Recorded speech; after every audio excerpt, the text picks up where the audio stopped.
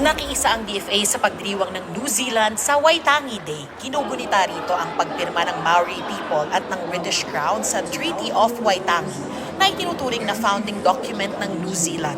Kinilala ni New Zealand Ambassador to the Philippines, Peter Kell, ang magandang ugnayan ng New Zealand at Pilipinas. Plano ng New Zealand government na makapag-import ng mas maraming agricultural products mula sa Pilipinas. Makatutulong naman daw ang New Zealand sa pag-supply ng dairy products gaya ng gatas at butter sa Pilipinas. Sa March 12, magbubukas ang application para sa working holiday visa papuntang New Zealand.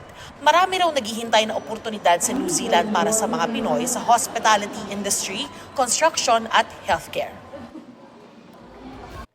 Mga kapuso, alamin ang State of the Nation.